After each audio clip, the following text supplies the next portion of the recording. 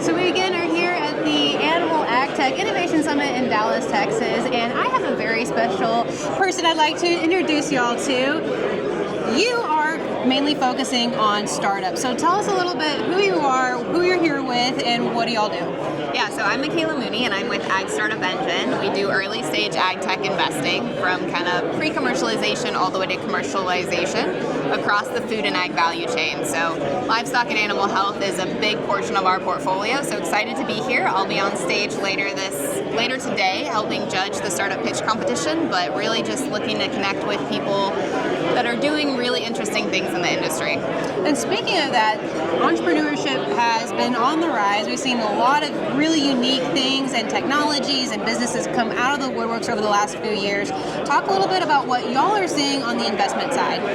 Yeah, so I think it's really interesting that we've got this huge livestock animal health focus. We see livestock and animal health as kind of a lagging industry. 10 years ago, we're seeing all this precision technology being adopted in row crop, specialty crop, and now it feels like we're finally seeing that in livestock.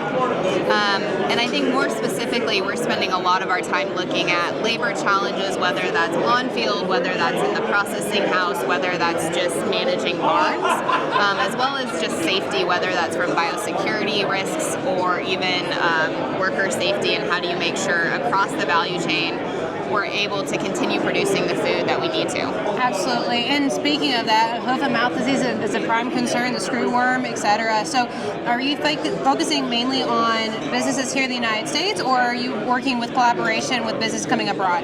Yeah, really great question. So we primarily invest across the entire U.S. We definitely have a soft spot for startups that are solving Midwest producer challenges. Most of our investors are farmers, producers, family-owned ag companies, so if we can help them solve some of their challenges.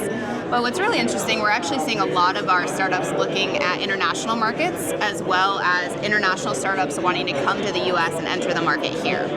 Interesting. And we talked a little bit about this earlier, but for those who were not privy to that very cool conversation we had this morning, what are you seeing on the applicants of these startup businesses? Is there a specific niche that they're falling into outside of the generalization of biosecurity? Is there a specific niche that you see is becoming a trend, or that you see coming down the pipeline?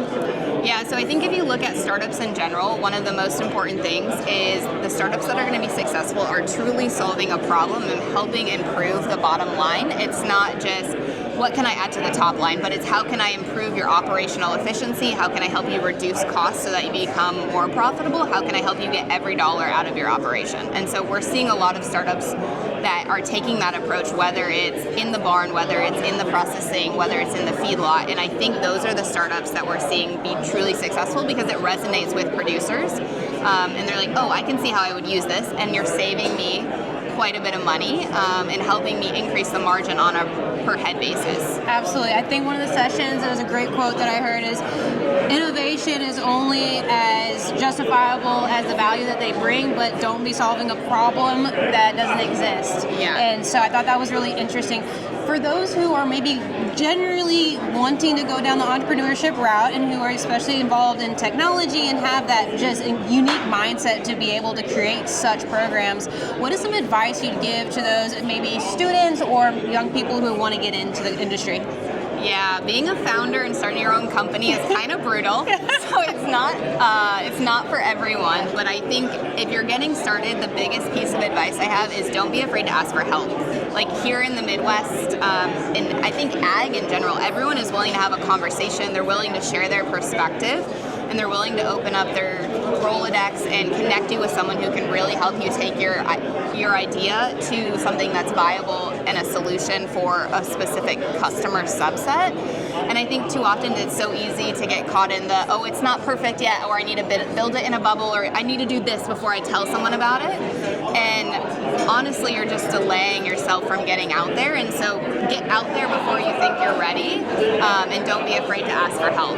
I'm laughing because mentally I'm like, oh, I delayed my business 3 years because I didn't think, and even now I want everything so perfect. And the fact of that matter is nothing's going to be perfect. It's never going to be perfect. You're always going to find something that you need to fix, modify based on that customer feedback, but you won't know that until you get it out there. Exactly. And it's a hard truth to accept too. But so for your company and who you're representing, what are you looking for in entrepreneurship? So say someone's starting a business and they are looking at getting funding, they're looking at getting out there. What are the things that maybe guidelines you can help producers? Yeah, so for us to invest in a startup, we're very much looking for, do we have conviction in the founder? And that really comes down to, do they understand the industry? I think in ag it's so critical that you have that founder market fit and you understand the challenges that you're trying to solve.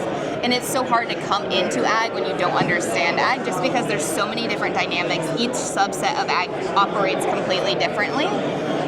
So first and foremost, we're looking at the team, and then next we're looking at, do you truly solve a problem? And we leverage all of our investor base, our farmers, producers, family-owned ag companies to help us evaluate, hey, is this a solution you would use on your farm? Or does this solve your problem as a producer? Or can you increase your revenue using this technology? And that's been really instrumental for us to just understand, are you truly solving a critical problem?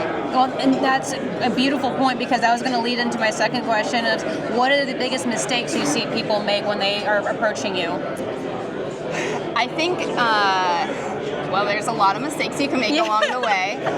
Entrepreneurship mistakes? Yes. No, come on. I think for startups and founders who are getting ready to fundraise, it's really easy to treat those conversations as a transaction and think you can just approach investors and, 30 days from now they're going to write me a check. That is very much not how fundraising works. For us, we're building a relationship, we're investing in you, and we're going to be along for the ride for probably 10 years.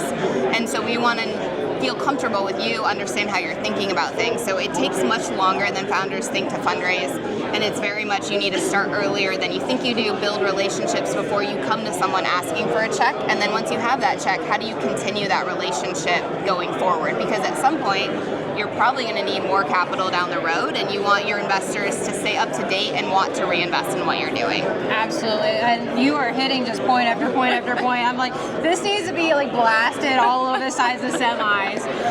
So this is really interesting. Thank you for your time. How can people get in touch with you or the business that you're representing today? Yeah, feel free to reach out to Ag Startup Engine. Our website is live. You can reach us through there. Otherwise, you can connect with us on social media. We're all pretty active on LinkedIn. And yeah.